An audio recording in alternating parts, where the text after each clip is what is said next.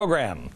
When the government bailed GM out with $49.5 billion, your money, and assumed a 60% stake in the company, most of us said, I don't think that's going to work out real well. Government and business don't really mix well. We knew they'd do something stupid like waste it all on a $50,000 electric car that doesn't work and nobody really wants and nobody can afford. We just didn't know that some of the taxpayer money would also go towards a newly released or soon to be released propaganda film. Oh, this is going to be great. According to the Washington Times, late last year, GM agreed to sponsor a propaganda film that celebrates the 90th anniversary of the CCP, the China Communist Party. Great. The film is entitled The Birth of a Party, and it's part of a coming propaganda blitz. Your tax dollars paid for it. GM reportedly made Cadillac a chief business partner with the Communist Party and stated Cadillac wholeheartedly supports the making of Birth of a Party. Well, that just makes me want to drive a Cadillac today, huh? A quote from GM CEO Daniel Akerson sheds some possible light on the motive. He describes China as a key to GM's success. Oh! That's great American government thinking. Don't bet on your success on America. No, that won't work. Why? Because we're a house of cards. We're buying stuff that's worthless. We're in a bubble. The whole thing's going to collapse, right? Bet on China, because China is the future. China is building ghost cities. These are fantastic. You have to go online at glennbeck.com and see. It's fantastic. That's one of the biggest malls in the world. Completely empty. Massive construction projects, entire towns funded entirely by the government with no people in them. Yeah. Go to glennbeck.com and see them. They're not going to hit a massive housing bubble. No, it's China. So let's follow them, shall we? And celebrate the birth of a party.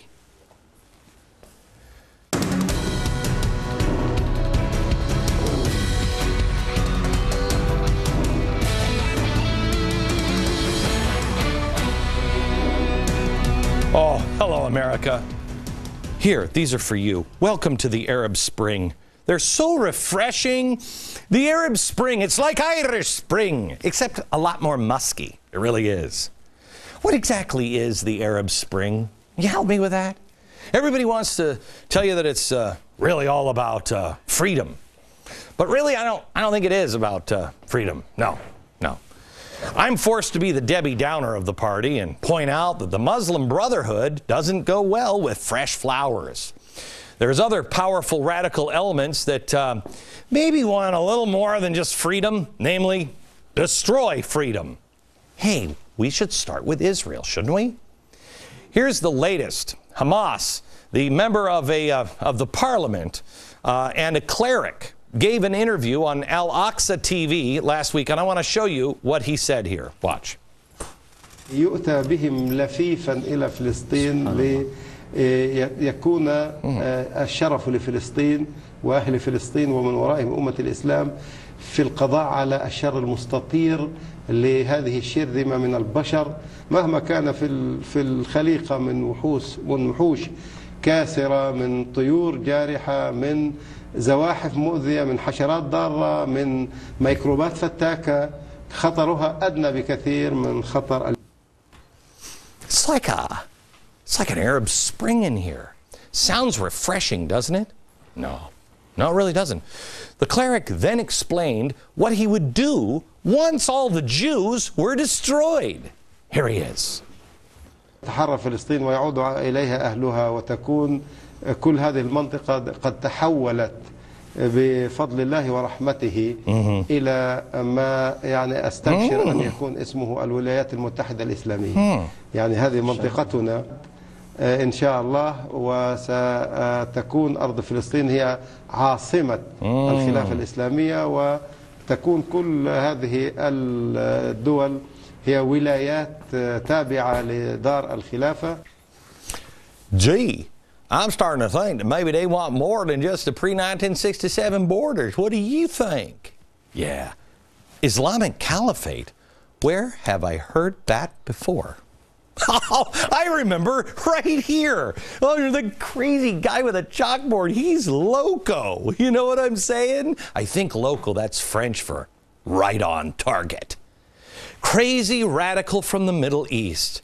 What does that matter to us here in America?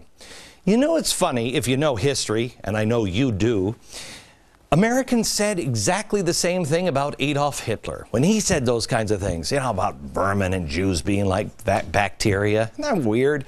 Next week on this program, we'll go deeper. Uh-oh, will that cause some uncomfortable moments? Yes, yes it will. But let me show you this picture. This picture was taken in 1937. Look at these Germans. Oh, wait a minute, what's this? That's an American flag. There's an American flag here, next to the Nazi flag, and here, and here, and here, and here, and here. What is this? That's New Jersey, 1937.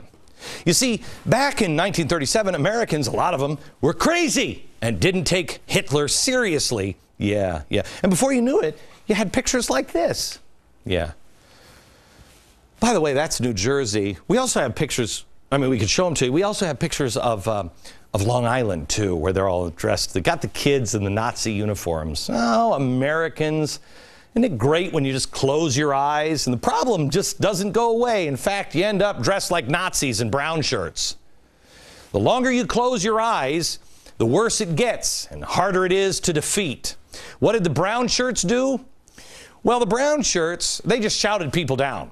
And when that didn't work, they just beat you in the streets. See, they went from nudge to shove, to beatdowns, to bullets in the head. Let me show you some, maybe a little more than shoving. This is from UC Irvine last year. It's an Israeli ambassador to the United States, Michael Orr. He's trying to give a speech, and he is interrupted time and time and time and time again. 11 students were arrested for disrupting, and eventually the ambassador had to be escorted away for safety concerns. I bring this up because we're starting to see this tactic more and more, and you need to be prepared for it.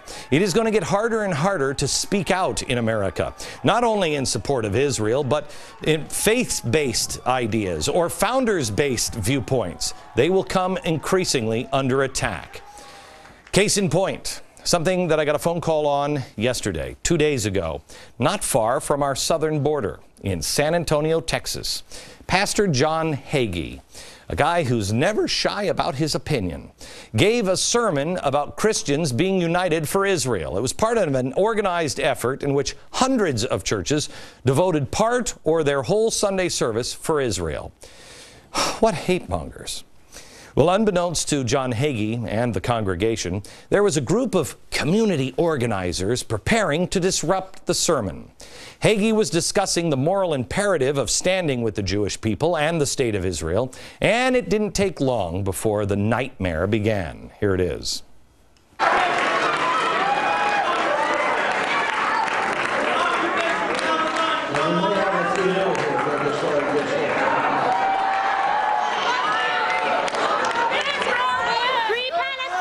In total, 11 received criminal trespassing warnings, but they're going to get off and not do anything about it.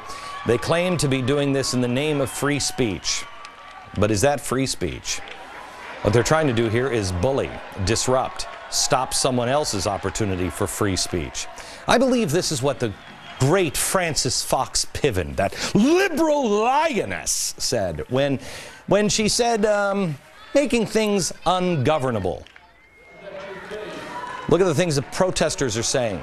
How many acres of land have you stolen? Listen to this. How many acres of land have you stolen? How many children have you killed with your tithe? The answer, by the way, to both of those is 0. But the video began with a title page. Remember, how many acres of land have you stolen? And here it is, the title page. This is from the protesters. Oh, San Antonio, that's not how you spell Texas.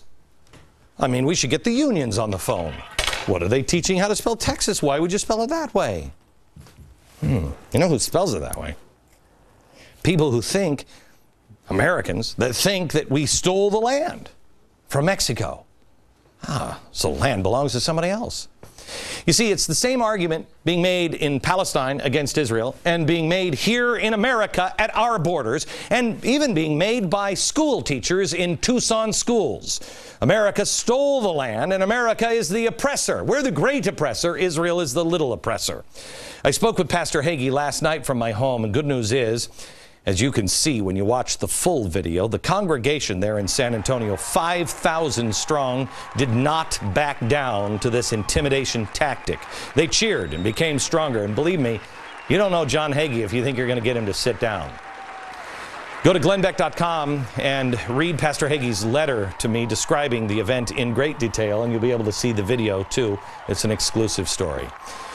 His office also informed us that while the organization directly responsible for the protest isn't clear, get this, at least 2 of the protesters are listed on Esperanza's website as employees. Esperanza. What is Esperanza? A 3rd protester worked with Esperanza. Sounds nice, doesn't it? We reached out to Esperanza, and they're denying any involvement, but we wanted to know, who are you guys? Well, they happen to be a social and economic justice group, once funded by, come on, say it with me, George Soros. Bingo, Esperanza and Spooky Dude together. Oh, at last. But that's not the only source of funding that they have. They also received $25,000 from the Tides Foundation. You know. Oh, it's getting good, isn't it? They also get money from the state of Texas through the Texas Commission on the Arts and the city of San Antonio, the Office of Cultural Affairs. Oh, wait a minute. They also get money from the National Endowment for the Arts, the federal government National Endowment of the Arts. Oh, that's right, this show. This show was the one that exposed the National Endowment for the Arts stirring trouble up about 1.5 years ago. Oh yeah, remember when we were called crazy for that one? There it is, gang. To summarize, a portion of your local and national taxpayer money could be going towards paying these bullies to protest at a place of worship. This type of protest and reaction to any belief that doesn't fall directly in line with the left and the Nouveau Ordre will come directly under attack. You can take that to the bank, America. You know, we talk on this program an awful lot about a whole bunch of different things. And we get a lot of heat because we are ahead of the curve. I don't need to tell you the long list of things that we have been right on. And nobody ever prints that. They just call us crazy and then move on. The track record on predicting things to come, from the warning I made on air here in New York City in 1999 that there would be blood and bodies in the streets of New York City caused by Osama bin Laden, to the economic downturn while the Dow was still at 14,000. Everybody's saying buy, buy, buy. That led to the TARP and the demise of GM and the failure of government bailouts, to this year when I warned in January that the glorious Arab Spring wasn't so glorious. Remember when I said this timeline back here, this we've kept on the wall because everyone said I was out of my mind. Really, am I? The track record is clear. Now, why am I telling you this?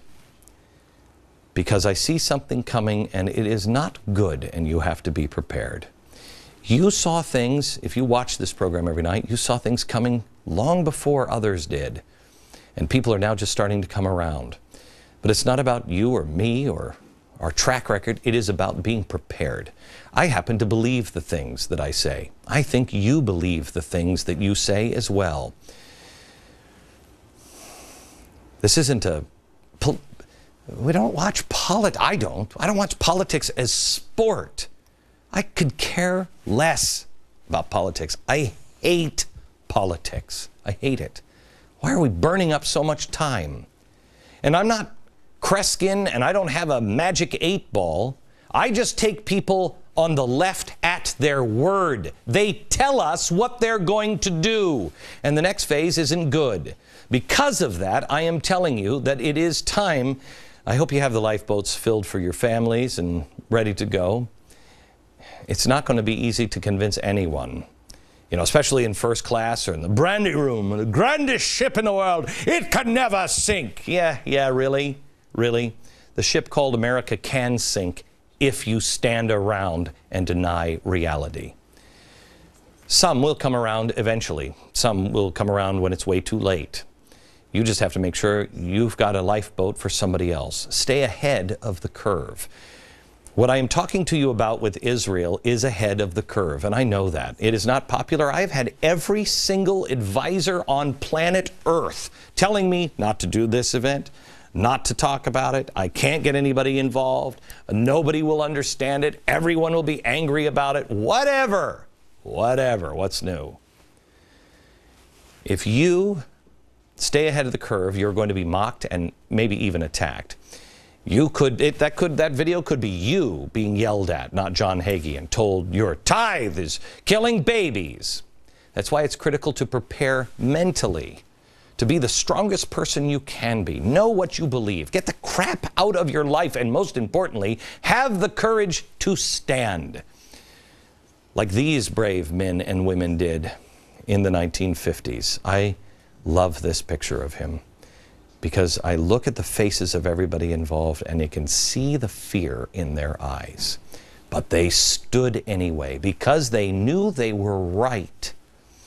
You are going to see the types of protests that were happening at John Hagee's church, but we must become these people and stand locked in arms and without real fear, because we have each other, and with love in our hearts.